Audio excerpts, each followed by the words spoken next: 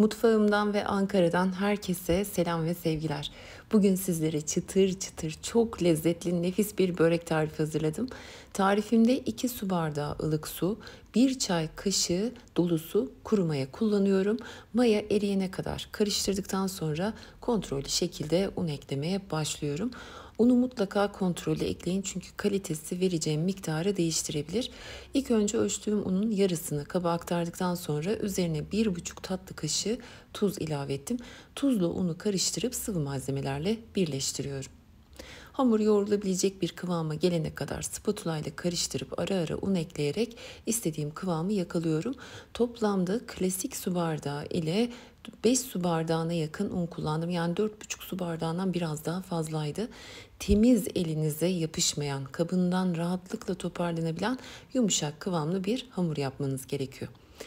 Tezgahımı hafifçe unladıktan sonra hamurumu aktarıyorum ve üzerine de hafifçe un serperek 3-4 dakika aralıksız şekilde yoğuruyorum. Bu bütün hamur işleri için çok önemli bir püf noktasıdır.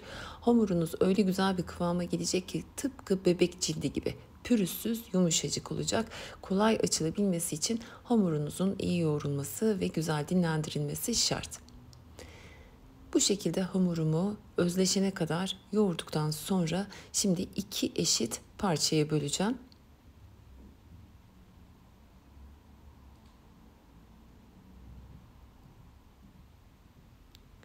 Her birini tekrar yuvarlak bir beze haline getiriyorum ve un serpmiş olduğum tabağın içerisine aktarıp üzeri örtülü 10-15 dakika kadar dinlendiriyorum.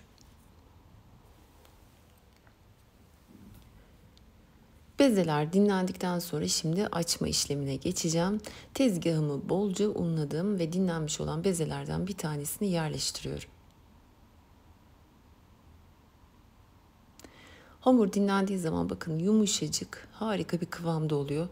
Kullandığınız unu da çok rahatlıkla içine alıp hızlı büyümeye başlayacaktır. Altını üstünü güzelce unladıktan sonra ben oklava kullandım. Dileyenler merdane ile de bu işlemi yapabilir.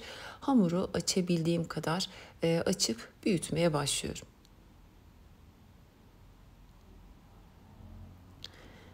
Açarken de ara ara hafifçe un serpiyorum.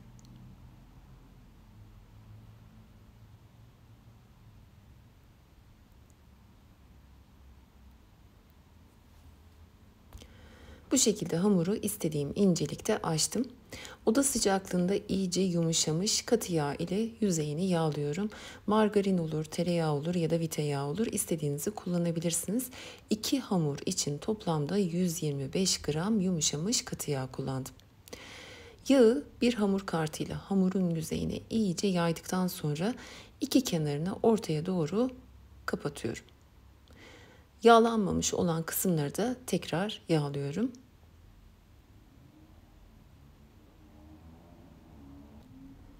İki kenarı birbirinin üstüne gelmeyecek şekilde katladıktan sonra bir kenarını tekrar yağlıyorum ve diğer kenarı üzerine kapatıyorum. Bir köşesini tekrar yağlayıp diğer kenarını üzerine örtüyorum. Bu şekilde kare formunda hamurumu elde etmiş oluyorum.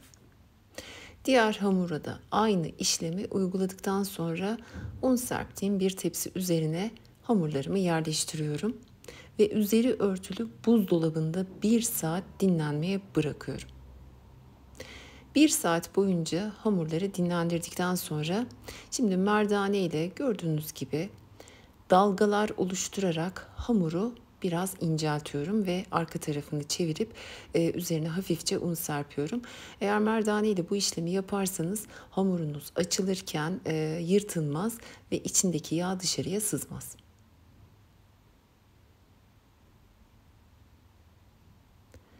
Şimdi açabildiğim kadar tekrar hamuru gördüğünüz şekilde açıp büyütüyorum. Kare şeklinde getirdiğim hamuru 16 eşit kare parçaya bölüyorum.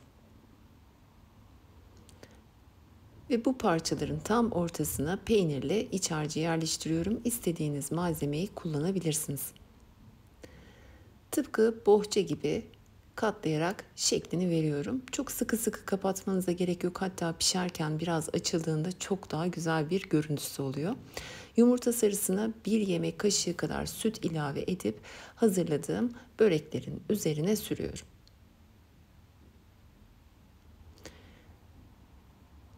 Bu şekilde 32 adet börek elde etmiş oldum. Şimdi fırına girmeye hazır, ısıtılmış 200 derecelik fırında altı üstü güzelce kızarana kadar pişiriyorum. Şimdi sizlere böreğimin çıtırtısını şöyle yakından göstermek istiyorum, iç dokusunu da.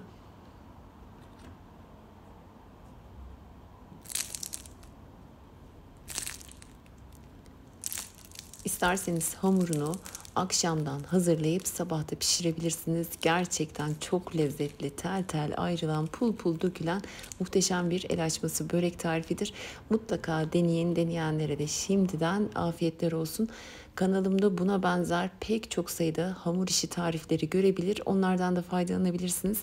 Yeni videolarımdan ve tariflerimden haberdar olabilmek için de kanalıma abone olup bildirim zilini açık tutabilirsiniz. Yepyeni tariflerle tekrar görüşmek üzere, hoşça kalın.